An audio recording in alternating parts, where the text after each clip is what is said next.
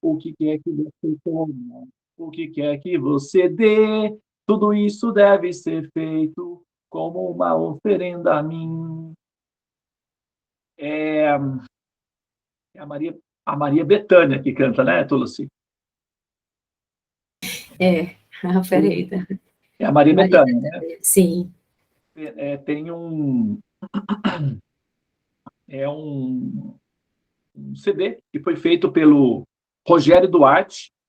Ele era um dos gurus do movimento chamado Tropicália, que foi iniciado pelos baianíssimos Gilberto Gil e Caetano Veloso, juntamente com a sua irmã, né, a Maria Bethânia, e alguns mais. Eles fundaram esse movimento chamado Tropicália, e um dos gurus, eram dois gurus, na verdade, inclusive nomes parecidos. Um era o Rogério Duprat e o outro era o Rogério Duarte.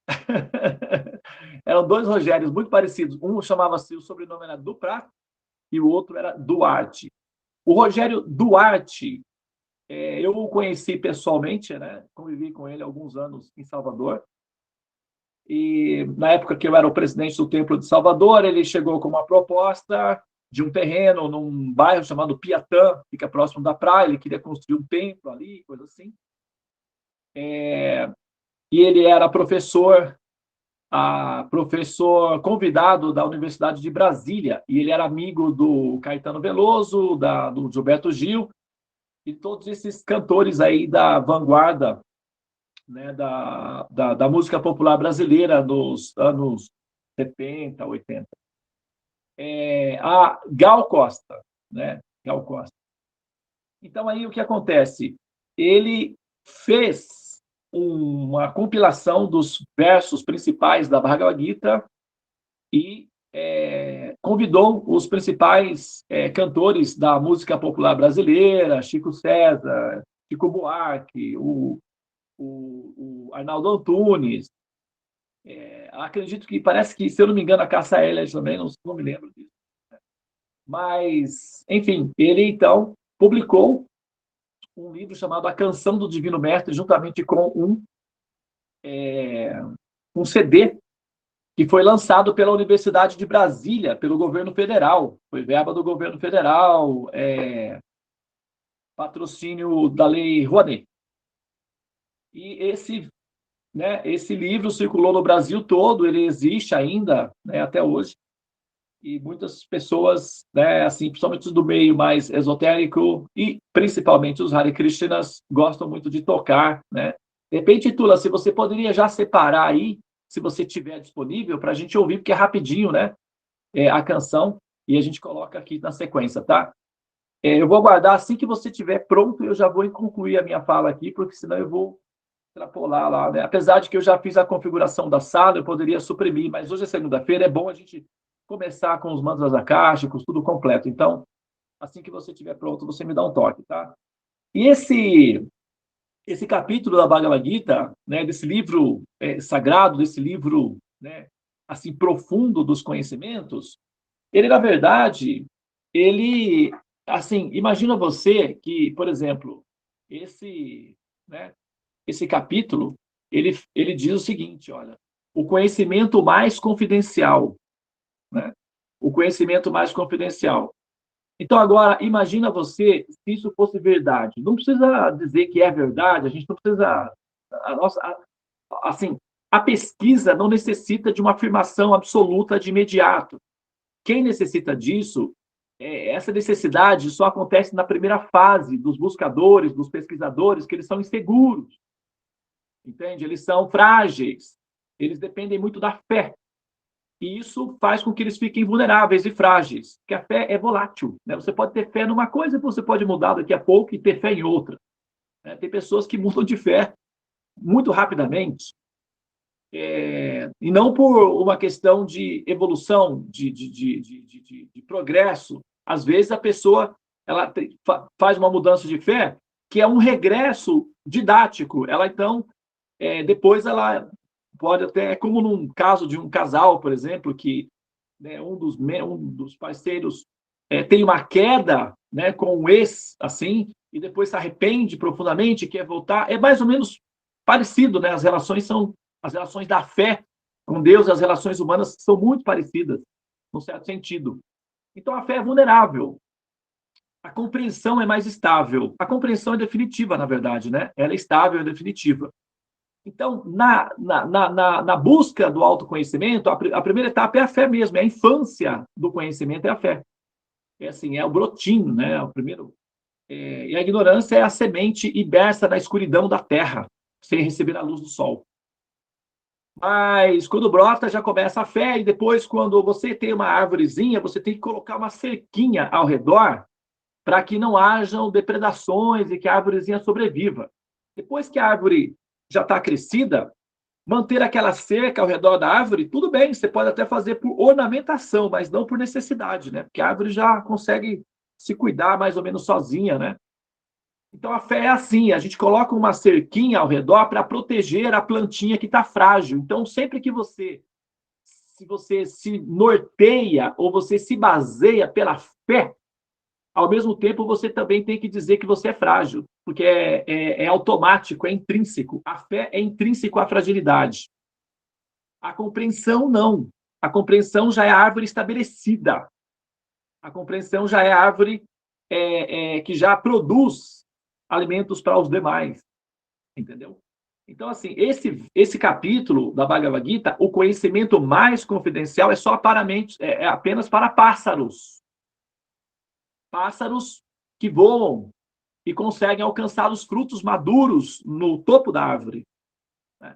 Então, assim, alguns animais, eles esperam embaixo da árvore que o fruto amadurecido caia. E, normalmente, esses frutos caem por ação dos pássaros, que, na agitação de comer os frutos, acabam derrubando os outros que também estão maduros. A maioria dos casos. Em outros, é porque amadurece mesmo e perde a força de sustentabilidade e cai. Então, alguns bichinhos, animais, dependem da ação do tempo para que eles se alimentem. Pássaros, não. Os pássaros, eles são proativos, eles têm mais habilidades, eles conseguem chegar mais em cima. Né? Bem, vamos embora, que esperar não é saber. Quem sabe, faz a hora, não espera acontecer. Os pássaros, eles têm essa qualidade de poderem ser proativos, eles voam. Então, a compreensão do absoluto é para pássaros. A fé é para aqueles que não podem voar ainda, tá? Porque todas as almas podem voar. Tá? Todos os animais sofrem uma metamorfose e que podem voar em algum momento. No caso da metáfora que eu estou utilizando, tá bom? Não vai dizer, o Devananda falou que a cobra voa. Eu não falei isso, tá, gente? Eu só estou dizendo que isso é uma metáfora e que todas as almas chegam a um ponto de também poderem voar e comer os frutos maduros no topo da árvore, que é a compreensão do absoluto. Então, partindo desse ponto, vamos imaginar, só supostamente, que essa afirmação, esse título, não sei se seria, não mas essa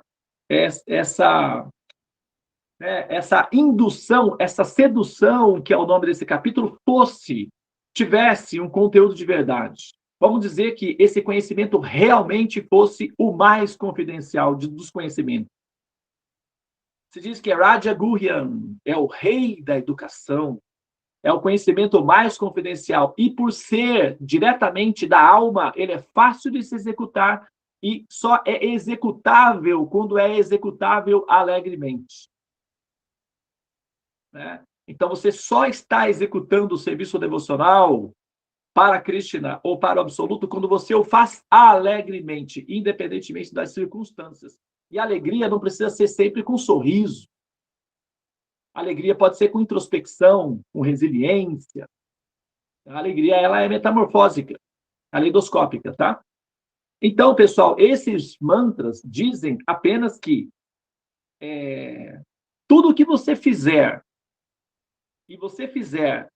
e me colocar no centro das suas atividades iniciais, é só para começar também, viu, pessoal? Porque depois que nós nos acostumamos a fazer tudo para Krishna, nós descobrimos que tudo é Krishna.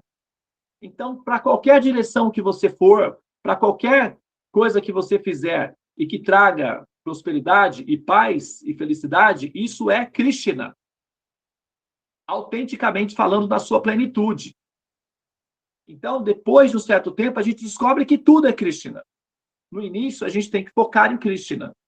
E por que Krishna pede isso? Ah, porque ele é egocêntrico, porque ele só quer para ele, porque ele não quer dividir com ninguém. É por isso que ele pede tudo para ele, né? Claro. Afinal de contas, ele é Deus. Não é assim, gente. Ele pede para ele porque ele sabe que ele é benéfico. Ele sabe que ele é gente boa. Ele sabe que ele é altruísta. Ele tem autoconhecimento. Ele sabe que ele é amor. Então, qualquer coisa ligada a ele acaba se expandindo em amor. Então, é benéfico para a pessoa que o faz na direção dele.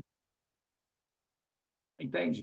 Então, ele não está falando isso daí por egocentrismo. É como uma mãe que fala, filhinho, sempre que você for sair do portão, fala com a mamãe antes.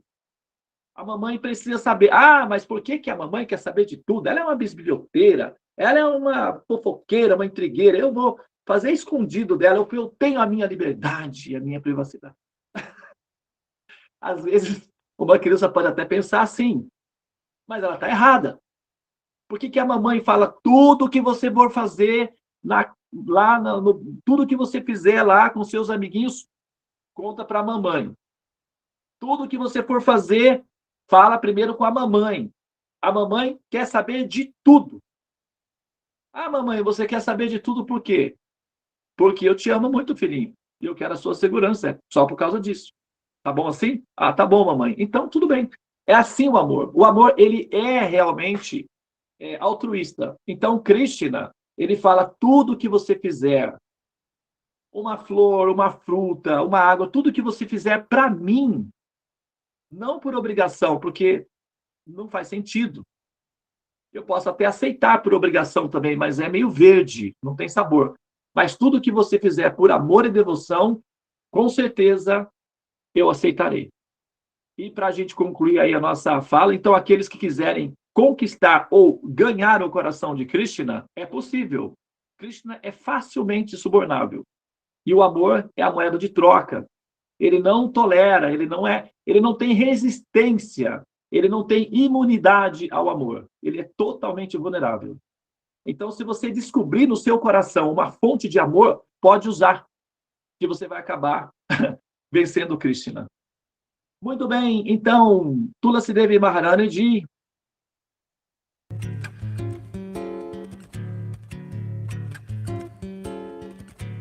Se alguém quiser me ofertar com amor e devoção, fruta, folha, flor ou água, aceitarei a oferenda.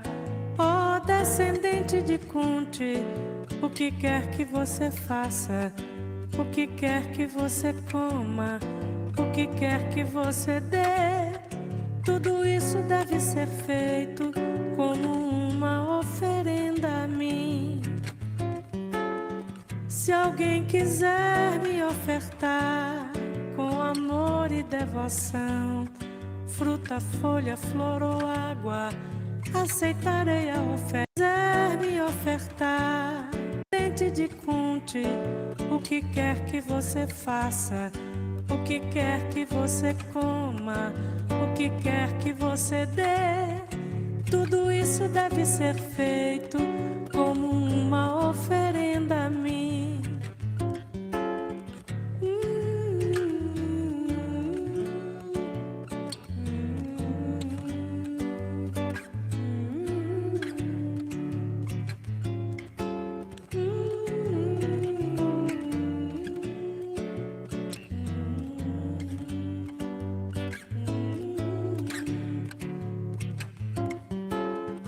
Se alguém quiser me ofertar com amor e devoção, fruta, folha, flor ou água, aceitarei a oferenda.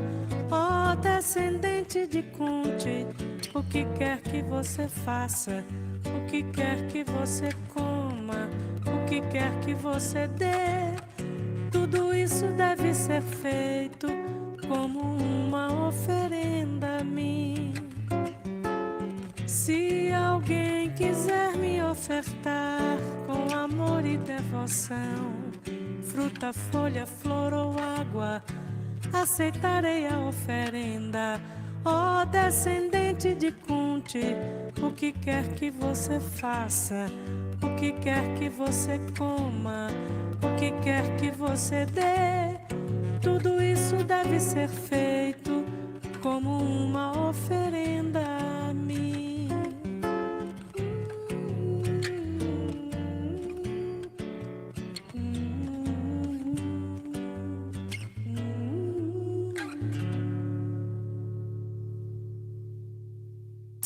Hare Krishna, Hare Krishna, Krishna Krishna, Hare Hare, Hare Rama, Rama Rama, Hare. Ó energia suprema, amor divina, desperta-me, eleva-me, envolve-me, protege. You may say I'm a dreamer, but I'm not the only one. Você pode dizer que eu sou um sonhador, mas eu não sou o único, não. Muito bem, então vamos dar, né, prosseguimento ao nosso sadhana transcendental.